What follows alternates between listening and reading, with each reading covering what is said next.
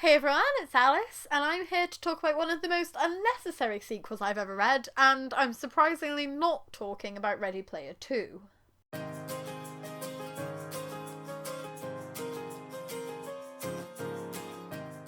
Yes, you heard it right. I read Here's to Us by Adam Silvera and Becky Albertalli, and I thought it was trash, if I'm honest. It was completely unnecessary and it was a massive cash grab, and I wanted to share some deeper, spoilery thoughts with you on it because otherwise I think it's just going to haunt me for the rest of my life. So, if you're interested in reading the book and you haven't read it yet, this will be a spoilery video. Please exit out. If you haven't read What If It's Us and you're interested in the series, then again, there's going to be spoilers. Please exit out. But if you are ready to hear me just complain incessantly about this book until I feel like I've cleansed my demons, then keep watching and hopefully you'll have a better time than I did reading it. So, Here's to Us is the sequel to What If It's Us, which was the story of Arthur and Ben. They meet at a post office, they have like a meet cute and get separated, so they do like a missed connections thing, end up finding each other, falling in love, and then at the end of the book they break up because they go off to Arthur goes off to university and Ben stays at home working for his parents. So they end their relationship, even though it's this whole romance. And I thought it was actually a very brave way to finish the first book. I thought that for a YA contemporary novel to say, actually, yeah, you can deeply fall in love with somebody and you can have the perfect 2 weeks with them, 3 weeks with them. You can think that they're your soulmate, but you might not actually end up together. I thought it was really brave, it was very refreshing, it was very realistic, and I really felt highly towards the first one because of that. I had some problems with it. It was a bit cringe at points and very predictable, but I felt quite highly towards it. So when they announced that they were doing a sequel, my heart sank. I thought it was going to be awful, and surprisingly enough, when I read it, I thought that it was. I thought it was going to be completely unnecessary and it was going to destroy all of the good that the first book did, and it did exactly that. So, where do I start? Do I start with the bits that I liked, or do I start with the bits that I didn't like? Because there were quite a few bits that I didn't like, but I did also have some favourite bits too, which is nice.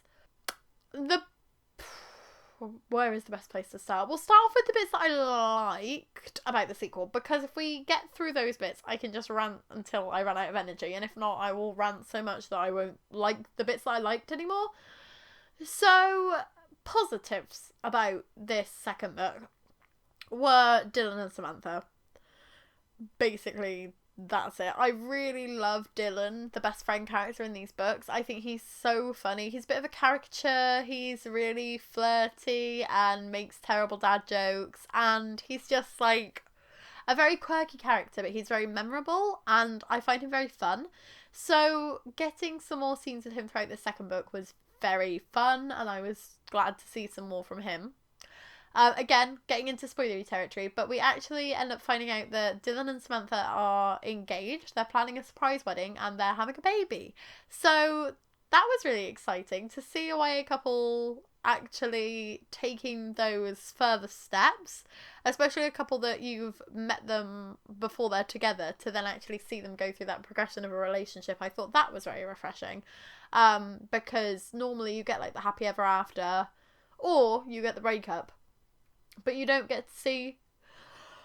Oh, excuse me. Oh, I should not have eaten before I decided to film because I am just sleepy as heck. Normally you get the progression of the relationship to that end point, but you don't actually get to see it develop further. So it was nice to be able to see these characters that I really cared about actually taking those further steps. I thought that was nice. Other than that, I didn't really like anything. And here is where the ranting begins. So, Arthur's in a relationship with a guy called Mikey. Ben is intensely interested in a guy called Mario, but they haven't made it official whether they're together or not yet, and he's not sure what they are. They're kind of like a friends with benefits thing, but everybody thinks they're going to end up being more, and Ben wants them to be more.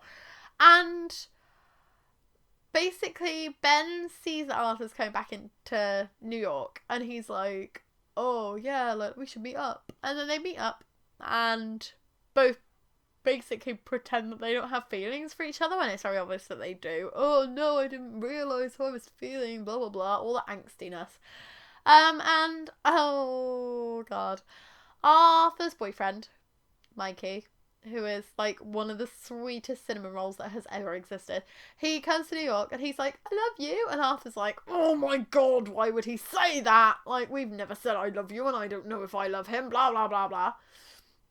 And Arthur kind of reflects on this and he's trying to work out how he feels.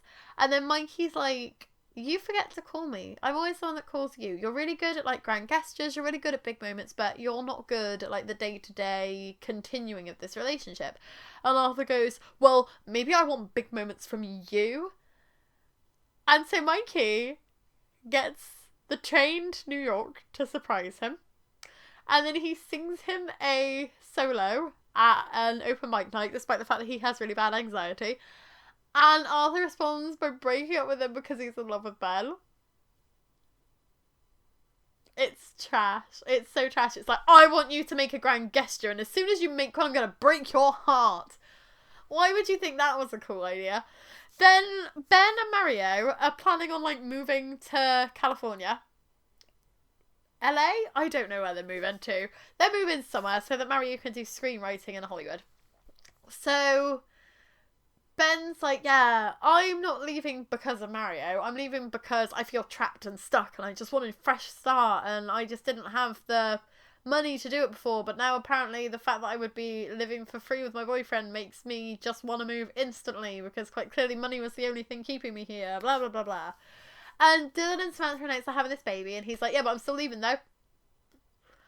And they're like, thanks, man. Like, you've been bitching about the fact that we moved away to college. You've been bitching about the fact that we live together and we see each other all the time. And then we're like, hey, we're moving back so that you can help us raise our baby. And you're like, no. That annoyed me. And then Ben basically, Arthur does this grand gesture and is like, I love you. I've always loved you. And Ben's like, oh my god, well, I always loved you too. So he like breaks up with Mario. And fair play to Mario. He's just like, yeah, whatever. Like, we could have had something good. Like, fine. I'm just going to go to Hollywood and do my screenwriting. And I would be much more interested in reading a book about Mario, to be honest, because he's, like, such a chill dude. I really like him. And he's, like, they stay friends afterwards. For some reason, the book ends. Like, the story ends. And then there's a 5-year time jump. And then there's another 2-year time jump. And Ben and Mario actually stay friends for, like, the whole 7 years. Which I think is really cool, because, like, you can be friends with your exes, but I don't know if the only reason they actually managed to stay friends is because they're not officially in a relationship. So it would have been interesting if they'd had that conversation of, like, yes, we are going to give this a go, we are going to be boyfriend, and then it had broken down, because it seems a bit too easy otherwise, because it's like, oh yeah, no, we've got, like, Ben has an ex-boyfriend called Hudson, and obviously then Arthur has Mikey, who is his ex-boyfriend, and they, like, none of them speak anymore, and they don't have the best relationships. But then Ben and Mario weren't actually official, so they have a great relationship. I'm not sure on that, because you can be friends with your exes either way. Like, it's fine. The thing that gets me the most about the entire book is the time jumps at the end. So the main bulk of the story ends at Dylan and Samantha's wedding, and Dylan's making jokes about Ben proposing to Arthur, and Ben's like, no, I'm not ready for marriage yet, but, like, maybe one day we can see how it goes. So then you get this 5-year time jump, and he's basically saying, like, oh, isn't it so heartbreaking when things don't work out, and everything that you've ever wanted just slips through your fingers, and you obviously begin thinking it's, like, about Arthur again, and you're like, oh my god, is this just ending the same way as the first book? But Ben's actually talking about his novel that he's written. So in this first time jump, he proposes to Arthur. And then in the second time jump, we get their wedding. And I'm like, part of me is like, I would have rather sat through another book and had this be a trilogy. So that you didn't just have that happy ever after, like, wham cram jammed right directly in the end, really dramatically. It's like, yeah, we're not ready to get married yet, but in 2 chapters you're going to be at our wedding because 7 years will have passed in the space of 5 pages. And it's all just a bit too neat and tidy and bowed up. Like, you get to meet Dylan and Samantha's kid. They say that they've invited Mikey and his new boyfriend to the wedding, and they're like, not surprised that he hasn't turned up. But I'm like, hang on a second, where when the main bulk of the story finishes, Arthur's messaging Mikey and Mikey's still not responding. And it's like, okay, 7 years later, you might have never had contact again. Like, hey, my ex-boyfriend that I haven't spoken to in 7 years, I'm going to invite him to our wedding. Like, do you not understand how expensive wedding invitations can be? Like, you've got to do, like, the place setting, and you've got to hire a venue that's got enough room for all the people, and to be like, yeah, we're just going to invite all of our exes. What? Think twice about that, please. That's not a good idea. No. But it's just, it feels like the world's worst fanfiction. It's like, okay, I have these characters that I really care about, so I'm going to give them the perfect happily ever after because the authors didn't let them end up together, and I'm really mad about it. But it's actually the authors themselves that were mad about it, or just deciding that they wanted to top the New York Times bestseller list and they knew it was an easy way to do it. Because let's be honest, let's take a second to be harsh for a moment. I don't think Kate in Waiting performed as well as people were expecting. Yes, No, Maybe So, which was Becky Albertalli's other collaborative novel that came out last year, I believe, also seems to have slipped completely under the radar. And Adam Silvera's Infinity series, the Infinity Sun, Infinity Reaper, they have been getting such terrible reviews. So it kind of feels to me like, oh my gosh, what do we do? Because our books aren't performing as well as we wanted them to. Oh, let's write a sequel to that book that everybody was like annoyed with how we ended it. Let's write the ending that everybody wanted so that we'll sell hundreds of thousands of copies. I'm probably being cynical, but that's what it feels like because it's all just too neat and too perfect. And oh my god, there's this bit when one of the characters literally references Adam Silvera's book. He's like, oh, you need to stop reading that book where that YA book where they all die at the end. It's not subtle and it's not cute. And there's another bit when the director's talking to Arthur and he's like, you're the protagonist of your own story. And I was like, well, that's really funny though, because technically even your own story has two protagonists because it's dual perspective. Like, they kind of go on to have this conversation about, like, everybody is the protagonist of their own story. And I think that that's a nice concept because it's true. And I think some people get so absorbed in themselves that they don't actually think about the fact that they are only the main character in their own story, and other people do have that main character drive in real life, obviously. But just the way that the conversation pans out, it seems a bit kind of, oh, I'm just trying to make like really deep, meaningful quotes which don't actually really mean anything in this context. There's a whole scene, the scene where Ben finds out that Dylan and Samantha are getting married. That scene had me almost crying with laughter. I thought it was brilliant. Sean had DNF'd it. Sean DNF'd a third of the way through, so I finished reading this one by myself. And I actually said to Sean, I have to read you this chapter because it has made reading the entire book worth it. Because there's like Patrick, who is Samantha's best friend who Dylan hates, basically solves this entire escape room by himself while Dylan and Ben are having this domestic. And I thought that was just beautifully written. It's very cinematic in the way that it plays out. You can imagine like these two characters being the focal point and then all the action going on in the background as Patrick's kind of solving the escape room. And so I really liked the way that that scene was written, that whole chapter. But it did simultaneously make me even madder because I was like, hang on, I'm wasting so much of my time on this book because nothing is happening. As soon as there's like a Dylan scene, or you've got Ben by himself or Arthur by himself, or like Arthur with Jesse or Ben with Dylan, like I liked those scenes. As soon as you had Ben with Mario, Arthur with Mikey, Arthur pining over Ben, Ben complaining about Arthur, it was just completely nonsensical and I just didn't care for it. One of the biggest issues is like there's so much in here about miscommunication. So Ben basically buys like a cheap bus ticket to go and see Arthur and be like, I'm still in love with you, before Arthur and Mikey get back together. So after Arthur and Mikey break up originally, before they get back together, like while Arthur's still away at college, Ben buys this ticket, doesn't tell Arthur. So then when Arthur and Mikey get back together, Ben's like, oh no, I bought a bus ticket and I've been rejected. But it's like, hang on, he didn't even know that you'd bought the bus ticket. And it's obviously meant to be like, this was the universe playing games with us because we were meant to be together and then we like went different ways. But If people could just learn to fucking talk about their problems, it would be a lot easier, because so much of this is like Arthur not wanting to talk to Mikey about the fact that he still has feelings for Ben, and then Arthur finally talking to Mikey but not telling him the exact reason he's breaking up with him, so he's like, oh, I won't mention Ben. But you could just mention Ben, because at least then you're being honest. Because it seems pretty duplicitous to be like, yeah, no, I'm breaking up with you because you are too perfect. You love theatre and I love theatre, and you just sang me a serenade in a bar and I hate that. Yeah, okay, Arthur, whatever. Like, I think the only... No. Like, my main...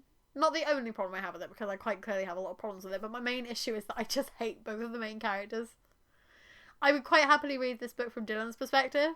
Like, Dylan writing this story as he's, like, meddling in Ben and Arthur's love life would be hilarious, because you could have him and Samantha doing all of their, like, planning everything in secret, and then you'd have him, like, meddling, trying to get Arthur and Ben back together as well, and I think that would be a real fun read. That would be really funny and hilarious. And instead you've just got a book that could be so much more than it is. And instead it falls so flat. It's just so bland. And there were so many chapters that I was like almost beginning to skim read, because I just didn't care for Ben having an internal fight about whether to move to Hollywood or not. Because it was so obvious that him and Arthur were going to end up together. So it wasn't really actually dramatic at all. Oh, is he going to leave? Oh no, are they going to be separated again? No, quite clearly not. That would completely nullify the point of writing a sequel. So just by virtue of the sequel existing, it spoiled the end of the sequel. And that just kind of made me mad, because it made all of the fake drama through it just draining. Maybe I don't like YA contemporary anymore. Maybe that's what I'm learning. I might still give a couple more a go, but it seems to be recently every YA contemporary that I've read is just a big... And I'd just rather not with that. Like, I've got better things to do with my time than read books that just make me want to cry because of sheer frustration and boredom rather than actual feels. I can't think of anything else that I hated, which is good. So I guess we'll leave this video here. I'm gonna give it 2 stars. Controversial considering how much I've just ranted about it, but the extra star is purely just for that escape room chapter, because it was absolutely brilliant. If you've read Here's to Us and you think I'm being too harsh, then please let me know down in the comments. If you liked anything that I haven't mentioned, or if you hated anything that I haven't mentioned, then please let me know, because I feel like my brain is already trying to shred the fact that I've read this book so that I don't have to waste valuable brain space on it. If you like this video, please give it a like, and if you'd like to subscribe, we'd be super duper grateful. We post new videos every Tuesday, Thursday and Saturday. So we will see you in a couple of days with another video. Thank you for watching. Bye. Bye.